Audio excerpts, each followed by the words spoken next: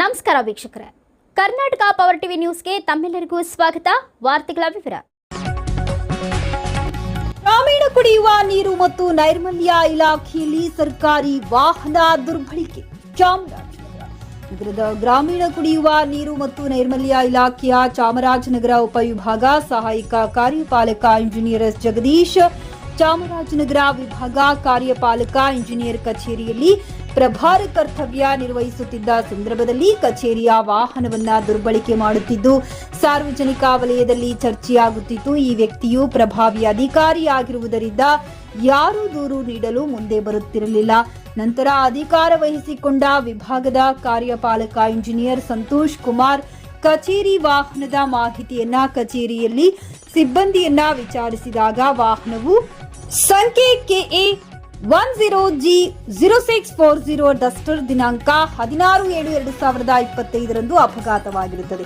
ಇನ್ನು ರಿಪೇರಿಯಾಗಿ ಬಂದಿರುವುದಿಲ್ಲ ಎಂದು ತಿಳಿಸಿರುತ್ತಾರೆ. ವಿಷಯ ತಿಳಿದ ತಕ್ಷಣ ಕಾರ್ಯಪಾಲಕ ಇಂಜಿನಿಯರ್ ಸಂತೋಷ್ ಕುಮಾರ್ ವಾಹನ ಚಾಲಕ ಗಿರೀಶನಿಗೆ ಕಾರಣ ಕೇಳಿ ನೋಟಿಸ್ ಜಾರಿ ಮಾಡುತ್ತಾರೆ. ನೋಟಿಸ್ಗೆ ಚಾಲಕ ಲಿಖಿತವಾಗಿ ನೀಡಿರುವ ಪತ್ರದಲ್ಲಿ ಈ ಮುಂದಿನ ಅಂಶಗಳನ್ನು ತಿಳಿಸಿರುತ್ತಾನೆ. ಕಚೇರಿಯ ವಾಹನದ ಸಂಖ್ಯೆ KA 10G0640 ಡಸ್ಟರ್ ವಾಹನ ದಿನಾಂಕ 16/7/2025 ಅಪಘಾತವಾಗಿರುತ್ತದೆ. ಅಪಘಾತಕ್ಕೆ ಸಂಬಂಧಿಸಿದಂತೆ FIR ದಾಖಲಾಗಿರುತ್ತದೆ.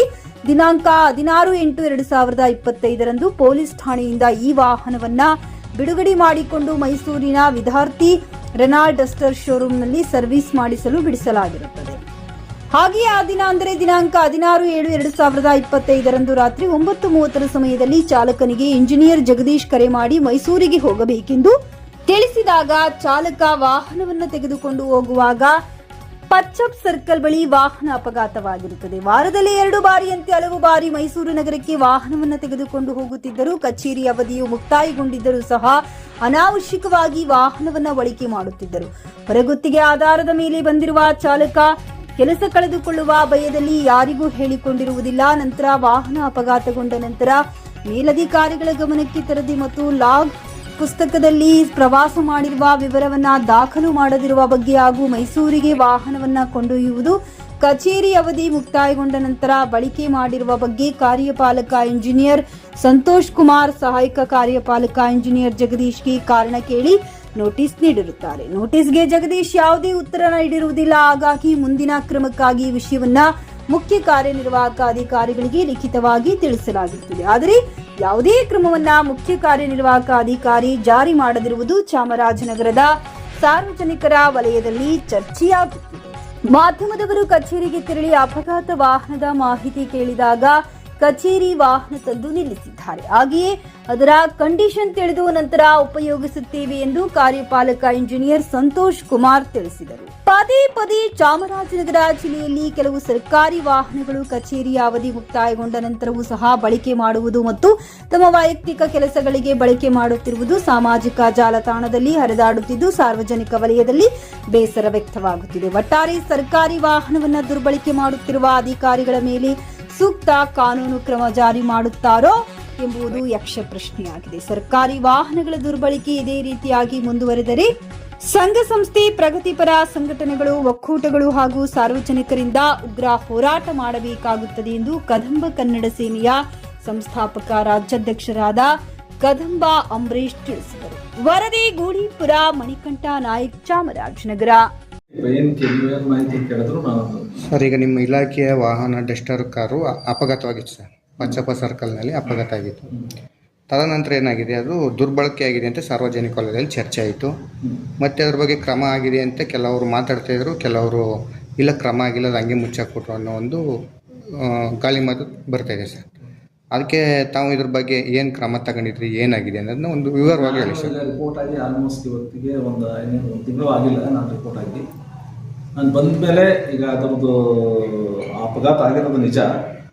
ಅಪಘಾತ ಆಗಿರೋದ್ರ ಬಗ್ಗೆ ನಾನು ಹಿಂದೆ ಇದ್ದಂಥ AEE ಅವರು ಇನ್ಚಾರ್ಜ್ ಇದ್ರು ಇಲ್ಲಿ ಎಕ್ಸಿಕ್ಯೂಟಿವ್ ಇಂಜಿನಿಯರ್ ಆಗಿ, ಅವರಿಗೆ ನಾನು ನೋಟಿಸ್ ಸರ್ವ್ ಮಾಡಿದ್ದೀನಿ. ಈಗ ಅವರಿಂದ ಇನ್ನೂ ಉತ್ತರ ಬಂದಿಲ್ಲ. ಅಪಘಾತ ಯಾಕಾಯಿತು, ಹೇಗಾಯಿತು ಇದ್ರ ಬಗ್ಗೆ ಒಂದು 5-6 ಪಾಯಿಂಟ್ ಹಾಕಿ ಕಳಿಸ್ಕೊಟ್ಟಿದ್ದೀನಿ. 5-6 ಪಾಯಿಂಟ್ ಹಾಕಿ ಕಳಿಸಿದ್ದೀನಿ. 5-6 ಪಾಯಿಂಟ್ಗೆ ಇದುವರೆಗೂ ಉತ್ತರ ಕೊಟ್ಟಿಲ್ಲ. ಮತ್ತು ಈಗ ಅದನ್ನು ಏನಾಗಿದೆ ಅದರ ಪರಿಸ್ಥಿತಿ ಅನ್ನೋದು ನನಗೂ ಗೊತ್ತಿಲ್ಲ. ಸೊ ಇದು ನಾನು ಇವ್ರಿಗೂ ನಮ್ಮ ಜಗದೀಶ್ ಏಡಬದಿ ಹಿಂದೆ ಇದ್ದಾರಲ್ಲ ಅವ್ರಿಗೆ ನೋಟಿಸ್ ಸರ್ವ್ ಮಾಡಿದ್ದೀನಿ. ಸದ್ಯಕ್ಕೆ ಇಷ್ಟು ಪ್ರೋಸೆಸ್ ಆಗಿದೆ. ಈಗ ಚಾಲಕ ಅವನಿಗೇನಾದ್ರು ಅಪಘಾತ ಆದ ಸಂದರ್ಭದಲ್ಲಿ ಗಾಯಗಳಾಗಿಲ್ವಾ, ಇಲ್ಲ ಅವ್ರ ಮೇಲೆ ಕ್ರಮ ತಗೊಂಡಿದ್ದಾರೆ ಸರ್ ಚಾಲಕನ ಮೇಲೆ? ಚಾಲಕನ ಮೇಲೆ ನಾನು ಆ ಟೈಮಲ್ಲಿ ನಾನು ಇರಲಿಲ್ಲ. ಇದಾಗಿದ್ದು ಜುಲೈಯಲ್ಲಿ ಆಗಿದೆ ಅಂತ ಮಾಹಿತಿ ಇದೆ. ನಾನು ಫೈಲ್ ನೋಡಿದಾಗ ಅದರಲ್ಲಿ ಆಸ್ ಪರ್ ರೆಕಾರ್ಡ್ಸ್ ಜುಲೈಯಲ್ಲಿ ಅದು ಇದಾಗಿದೆ, ಅಪಘಾತ ಆಗಿದೆ. ಜುಲೈಯಲ್ಲಿ ಅಪಘಾತ ಆದಾಗ ನಾನು ಇರಲಿಲ್ಲ ಇಲ್ಲಿ. ಸೊ ಅವ್ರು ಏನು ಕ್ರಮ ತಗೊಂಡಿಲ್ಲ. ರೆಕಾರ್ಡ್ಸ್ ನೋಡಿದ ಇದರ ಪ್ರಕಾರ ಅದರ ದಾಖಲೆಗಳ ಪರಿಶೀಲನೆ ಏನು ಕ್ರಮ ತಗೊಂಡಿಲ್ಲ. ಅಪಘಾತದಲ್ಲಿ ಅವ್ರಿಗೇನು ಏಟಾಗಿಲ್ಲ. ಅದು ರಿಪೇರಿಯಾಗಿ ಬಂದು ಈಗ ಬಳಸ್ತಾ ಇದ್ದಾರೆ ಸರ್ ವಾಹನ? ಇಲ್ಲ ಇನ್ನೂ ಬಂದಿಲ್ಲ. ಈಗ ಜುಲೈನಲ್ಲಿ ಅಂತಂದರೆ ಸರ್ 6 ತಿಂಗಳಾಯಿತು ಅಪಘಾತವಾಗಿ. ಇನ್ನೂ ಅದು ಬಳಕೆ ಬಂದರೆ ಲಾಗ್ ಬುಕ್ಕಲ್ಲಿ ಏನಾದ್ರು ಎಂಟ್ರಿ ಆಗಿತ್ತಾ ಅದನ್ನು ತಗೊಂಡೋಗಿರೋಂಥ ಸಂದರ್ಭದಲ್ಲಿ? ಈಗ ಅದು ಬೇರೆ ಕಡೆ ವ್ಯಾಪ್ತಿ ಬಿಟ್ಟು ಮೈಸೂರು ಅಂದರೆ ವ್ಯಾಪ್ತಿ ಬಿಟ್ಟು ಹೊರಗಡೆ ವಾಹನ ಓಡಾಡ್ತಿದೆ ಅನ್ನೋದಕ್ಕೆ ದಾಖಲೆಗಳು ಒಂದಷ್ಟು ವೈರಲ್ ಆಗಿದೆ ಸರ್. ಅದ್ರ ಬಗ್ಗೆ ತಾವೇನು ಹೇಳ್ತೀವಿ? ಈಗ ಅದನ್ನು ಚಾಲಕ ಬರ್ಕೊಟ್ಟಿದ್ದಾರೆ ಆ ಥರ.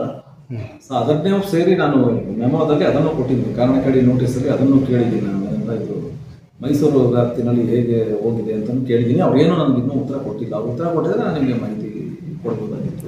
ಎಷ್ಟು ದಿನ ಆಗಿದೆ ಸರ್ ಯಾವುದು ಅವ್ರಿಗೆ ನೀವು ಮೆಮೋ ಕೊಟ್ಟು ಒಂದು 10 ಡೇಸ್ 15 ಡೇಸ್ ಆಗಿರ್ಬೋದು. 5 ದಿನದಲ್ಲೇ ಉತ್ತರ ಕೊಟ್ಟಿದ್ದೀವಿ, ಇನ್ನೂ ಕೊಟ್ಟಿಲ್ಲ. ನಾನು ಇನ್ನೊಂದು ರಿಮೈಂಡರ್ ಹಾಕೋಕ್ಕೆ ನಾನು ಇದು ಮಾಡ್ತೀನಿ. ಸರ್ಕಾರಿ ವಾಹನ ಆ ರೀತಿ ಕಾರ್ಯವ್ಯಾಪ್ತಿ ಬಿಟ್ಟು ಹೋದಾಗ ಅದು ಇಲ್ಲಿಗಲ್ಲ ಸರ್. ಅದು ಏನಕ್ಕೆ ಹೋಗಿದೆ ಅಂತ ನಮಗೂ ಗೊತ್ತಿಲ್ಲ. ಈಗ ಅವ್ರು ಉತ್ತರ ಕೊಟ್ಟರೆ ನಾವು ಹೇಳ್ಬೋದು ಇವ್ರೆ. ಬಟ್ ಕಾರ್ಯವ್ಯಾಪ್ತಿ ಚಾಮರಾಜನಗರ ಸರಿ. ಬಟ್ ಅದು ಈಗ ಅವ್ನು ಡ್ರೈವರ್ ಬರ್ಕೊಟ್ಟಿದ್ದಾನಲ್ವ, ಅವ್ನು ಬರ್ಕೊಟ್ಟಿದ್ದು ಒಂದು ವಿಧಾನ ಆದರೆ ಅವರಿಂದ ಉತ್ತರ ಪಡ್ಕೊಂಡು ನಾನು ನಿಮ್ಗೆ ಉತ್ತರ ಹೇಳ್ಬೋದೇ ಹೊರತು ಈಗ ಡ್ರೈವರ್ ಬರ್ಕೊಟ್ಟಿರೋದು ಹಂಗಂತ ಬರ್ಕೊಟ್ಟೋದಕ್ಕೆ ನಾವು ಕೇಳಿದ್ದೀವಿ. ಈ ಸತ್ಯನ ಸುಳ್ಳ, ನೀವು ತಗೊಂಡೋಗಿರೋದು ನಿಜನ ಇಲ್ವಾ, ಇದು ಸುಳ್ಳ ಅಂತ ಅವ್ರಿಗೆ ನೋಟಿಸ್. ಅದರಿಂದ ನನಗೇನು ಉತ್ತರ ಬಂದಿಲ್ಲ. ಅವ್ರು ಇಲ್ಲ ನಾನು ತಗೊಂಡು ಹೋಗಿಲ್ಲ ಅಂತ. ಈಗ ಅವ್ರಿಗೆ ಇನ್ನೊಂದು ನನ್ನಿಂದ ಈ ಒತ್ತಡದಲ್ಲಿ ಸ್ವಲ್ಪ ನಾನು ಅವ್ರಿಗೆ ಇನ್ನೊಂದು ರಿಮೈಂಡರ್ ಹಾಕಿಲ್ಲ. ಬೇರೆ ಯಾವುದೋ ಕಾರ್ಯ ಒತ್ತಡ ಅವರು ನಮಗೆ CNO ಅಂತ ಸೆಂಟ್ರಲಿಂದ ಅವರು ಡೆಲಿಗೇಟ್ ಮಾಡಿದ್ರು. ಅದಕ್ಕೋಸ್ಕರ ಸ್ವಲ್ಪ ಡಿಲೇ ಆಯಿತು. ಈಗ ಇನ್ನೊಂದು ನೋಟಿಸ್ ಇಶ್ಯೂ ಮಾಡ್ತೀನಿ ಅವ್ರಿಗೆ. ಅವರಿಂದ ಉತ್ತರ ಬಂದರೆ ನಾನು ಖಂಡಿತವಾಗಿ ನಿಮ್ಮ ಮುಂದಿನ ದಿನಗಳೇ ನೀವು ಯಾವ ಕೇಳಿದ್ರು ನಾನು ಉತ್ತರ ಕೊಡ್ತೀನಿ. ಅದು ಹೋಗಿದೆಯಾ, ಡ್ರೈವರ್ ಬರ್ಕೊಟ್ಟಿರೋದು ನಿಜ, ರೈಟಿಂಗಲ್ಲೇ ಬರ್ಕೊಂಡಿದ್ದಾರೆ ಮೈಸೂರಿಗೆ ಹೋಗ್ತಿತ್ತು ಅಂತ. ಅದನ್ನ ನಾವು ಕೇಳಿದ್ದೀವಿ. ನಿಮ್ಗೆ ಯಾವ ಮಾಹಿತಿ ನಿಮ್ಮ ಸುದ್ದಿ ಸಾರ್ವಜನಿಕ ವಲಯದಲ್ಲಿ ಸುದ್ದಿ ಹರಿದಾಡ್ತಿತ್ತು ಅಂತ ಹೇಳ್ತಿರೋದು ನಿಜ. ಅದಕ್ಕೆ ಅವರಿಂದ ನನಗೆ ಯಾವುದೇ ಇದು ದಾಖಲೆ ಬಂದಿಲ್ಲ. ಅವರಿಂದ ಬಂದರೆ ನಾನು ಲಾಗ್ ಬುಕ್ಕಲ್ಲಿ ಎಂಟ್ರಿ ಆಗಿಲ್ಲ ಸರ್? ಅದರಿಂದ ಆಗಿಲ್ಲ.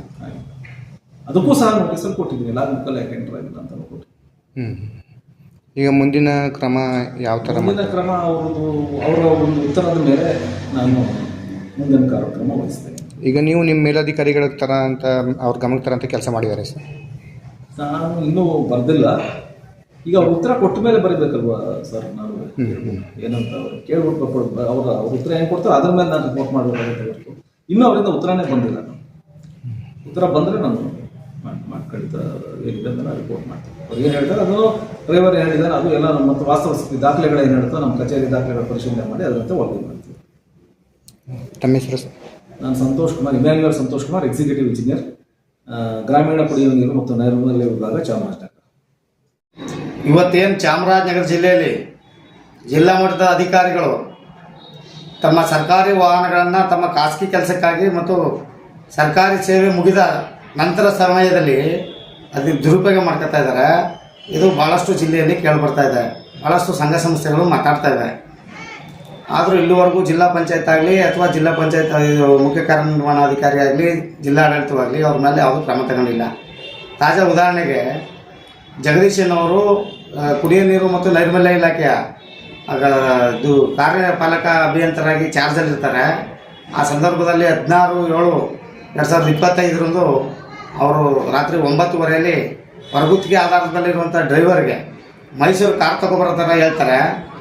ಅವರು ಡೆಸ್ಟರ್ ಕಾರಲ್ಲಿ ಓಡುವಾಗ ಪಚ್ಚಮ ಸರ್ಕಲಲ್ಲಿ ಅಪಘಾತ ಆಗಿಬಿಡುತ್ತೆ. ಇವತ್ತವರೆಗೂ ಅವರು ಆ ಪ್ರಕರಣದ ಬಗ್ಗೆ ಗಮನ ಹರಿಸಿಲ್ಲ. COಗೆ ಈಗಿರೋ ಬಂದಿರೋಂಥ ಸಂತೋಷನವರು ಕಂಪ್ಲೇಂಟ್ ಕೊಟ್ಟರು ಕೂಡ ಇಲ್ಲಿವರೆಗೂ ಕ್ರಮ ತಗೊಂಡಿಲ್ಲ. ಇದು ಜಿಲ್ಲಾ ಪಂಚಾಯತ್ ಆಡಳಿತದ ಕಾರ್ಯವೈಖರಿನ ತೋರಿಸುತ್ತೆ. ಅಲ್ಲದೆ ಬೇರೆ ಬೇರೆ ಇಲಾಖೆ ಅಧಿಕಾರಿಗಳು ತಮ್ಮ ಸಿಬ್ಬಂದಿ ಅಲ್ಲದೆ ಡ್ರೈವರ್ ಅಲ್ಲೇ ಇರೋಂಥವ್ರನ್ನ ಅಡುಗೆಯವ್ರನ್ನ ಇನ್ನೋರನ್ನ ಕರ್ಕೊಂಬಂದು ತಮ್ಮ ಆಫೀಸ್ಗೆ ಹಾಕೊಂಡು ಸಂಜೆ ಆದಮೇಲೆ ಅವರು ಈ ವ್ಯಾಪ್ತಿ ಮೀರಿ ಮೈಸೂರು ಜಿಲ್ಲೆಗೆ ಪಯಣ ಬೆಳೆಸ್ತಾ ಇರ್ತಾರೆ. ಮಧ್ಯೆ ಅಪಘಾತ ಆದರೆ ಆ ನೌಕರಗಳಿಗೆ ಏನು ಅನ್ನೋಂಥದ್ದು ಎಕ್ಸ್ಟ್ರಾ ಪ್ರಶ್ನೆ. ಹಾಗಾಗಿ ಕೂಡಲೇ ಜಿಲ್ಲಾ ಪಂಚಾಯತ್ ಕಾರ್ಯನಿರ್ವಹಣಾಧಿಕಾರಿಗಳು ಮತ್ತು ಜಿಲ್ಲಾಧಿಕಾರಿಗಳು ತಮ್ಮ ಒಡೆತನದಲ್ಲಿ ಬರುವಂಥ ವಾಹನಗಳನ್ನ ಇಲಾಖಾಧಿಕಾರಿಗಳು ಸಂಜೆ ಆದಮೇಲೆ ವಾಹನ ಸೆಡ್ಗೆ ಹಾಕ್ಸ್ಬೇಕು, ಲಾಕ್ ಮಾಡಬೇಕು. ಏನಾದರೂ ಹೊರಗಡೆ ಹೋಗ್ಬೇಕಾದ್ರೆ ಅನುಮತಿ ಪಡೆದ ಮೇಲೆ ಲಾಕ್ ಬುಕ್ಕಲ್ಲಿ ಎಂಟ್ರಿ ಮಾಡಿಸ್ಬೇಕು. ಇಲ್ಲಾಂದರೆ ಕದಂಬ ಕನ್ನಡ ಸೇನೆ ಉಗ್ರವಾಗಿ ಹೋರಾಟ ಮಾಡ್ತೇವೆ ಅಂತ ಈ ಮೂಲಕ ಎಚ್ಚರಿಕೆ ಮಾಡ್ತಾಯಿದ್ದೀವಿ. ಇದಕ್ಕೆ ಅವಕಾಶ ಕೊಡಲ್ಲ ಅಂತ ನಂಬಿರ್ತೀವಿ. ಒಂದು ವೇಳೆ ಇನ್ನೊಂದು ವಾರದೊಳಗೆ ಇವ್ರ ಮೇಲೆಲ್ಲ ಕ್ರಮ ಆಗಲಿಲ್ಲ, ವಾಹನಗಳು ಬೇರೆ ಜಿಲ್ಲೆಗೆ ಹೋಗೋ ತಪ್ಪಲಿಲ್ಲ ಅಂದರೆ ಉಗ್ರವಾದಂಥ ಹೋರಾಟ ಮಾಡುವ ಎಚ್ಚರಿಕೆ ನೀಡ್ತಾ ಇದ್ದೀವಿ. ಕದಂಬ ನಾ ಅಂಬರೀಷ್ ಅಂತ, ಕದಂಬ ಕನ್ನಡ ಸೇನೆ ಸಂಸ್ಥಾಪಕ ರಾಜ್ಯಾಧ್ಯಕ್ಷರು.